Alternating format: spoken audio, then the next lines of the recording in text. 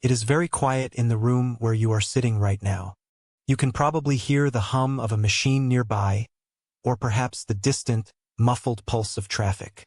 We have become so accustomed to this background noise that we treat it as silence. But it is not silence. It is the sound of a civilization constantly consuming itself to stay warm. We look at the walls around us and the lights above us and we see a finished world, a solid reality. But if you tilt your head just a certain way, you start to notice the fragility of it all. We are living on a thin crust of habit, held together by a constant, desperate flow of electrons. We are addicted to the spark. And because we are running out of things to burn, we have begun to look toward the very fabric of the universe for a new kind of fire. We speak of green hydrogen as if it is a new discovery, a gift from the future. But hydrogen is the oldest thing there is. It is the first thought the universe ever had. It is so simple that it almost feels like an oversight. One proton, one electron. It is the building block of everything you have ever touched. Yet it is invisible, tasteless, and carries no scent. We are surrounded by it, locked inside the molecules of the oceans, yet we are starving for it. To get it, we have to perform a kind of chemical surgery. We take water, the very essence of life, and we hit it with a massive surge of electricity. We force the oxygen and the hydrogen to stop holding hands. We tear them apart. When that electricity comes from a wind turbine or a solar panel, we call the resulting gas green. Sounds gentle. Sounds like a garden. But there is a strange tension in the process. We are using the energy of the weather to break the bonds of the sea so that we can create a fuel that wants, more than anything else, to cease being a fuel. Hydrogen is the ultimate escapist. It is so small that it can leak through the very metal of the tanks we build to hold it. It is a ghost in the machine.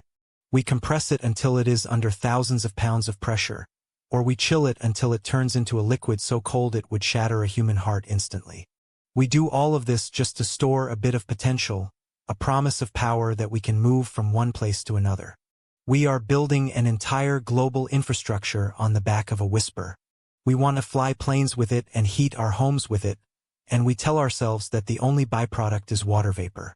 A clean return to the source. It feels like we are finally learning how to borrow energy instead of stealing it. But then you look at the scale of what we are trying to achieve, and the quiet authority of the math begins to feel heavy. To replace the world's hunger for oil and gas with hydrogen, we would need to turn vast stretches of the earth into power plants. We would need forests of steel towers and oceans of glass mirrors. We are trying to capture the chaotic energy of the atmosphere and bottle it. It is a monumental effort to maintain a lifestyle that we have decided is non-negotiable.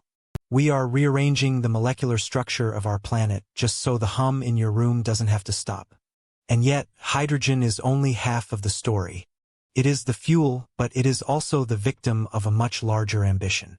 If green hydrogen is about breaking things apart, then nuclear fusion is about forcing them together. It is the opposite impulse. We have spent the last century terrified of the word nuclear because we associated it with the breaking of the heavy atoms, the messy, radioactive shards of uranium. But fusion is different.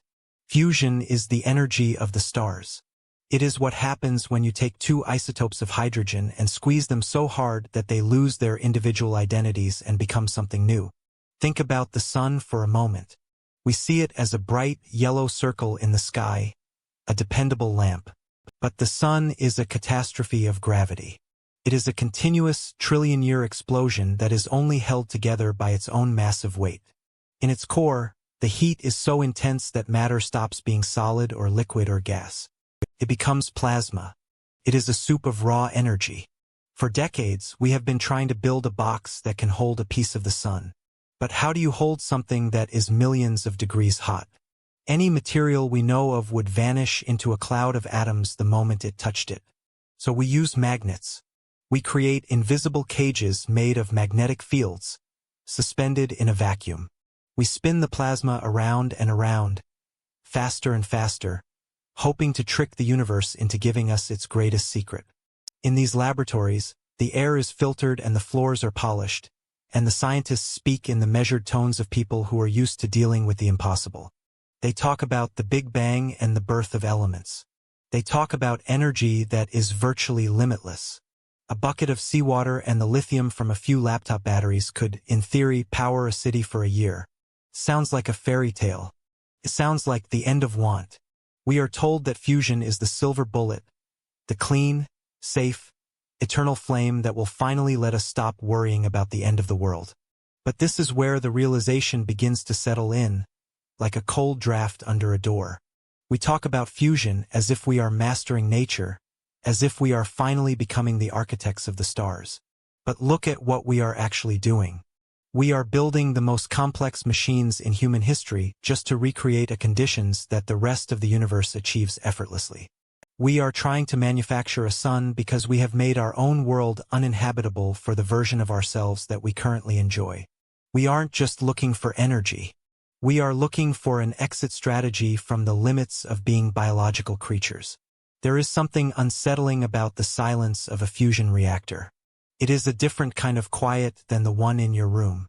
It is the quiet of a force that does not belong here.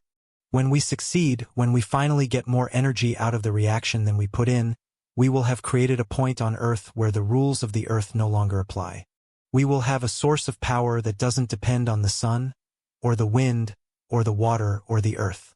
It will be a self-contained loop.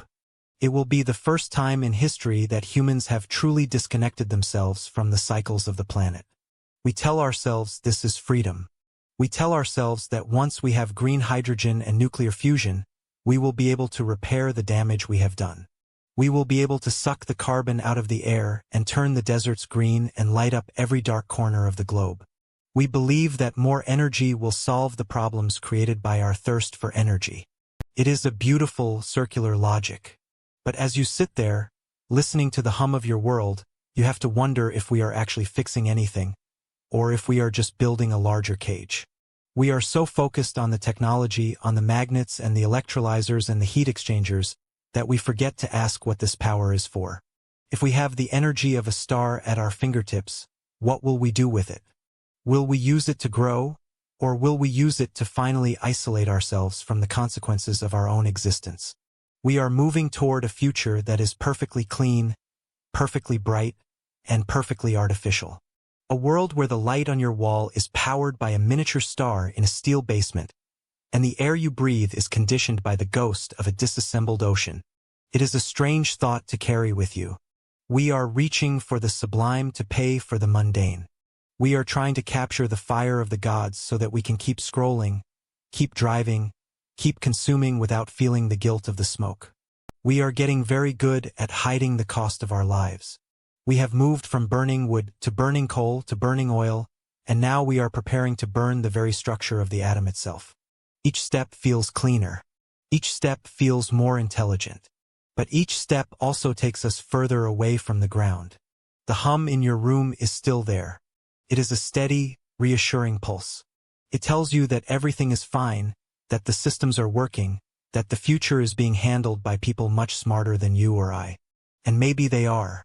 Maybe the hydrogen will flow and the fusion will ignite and we will enter a golden age of limitless light. We want to believe that.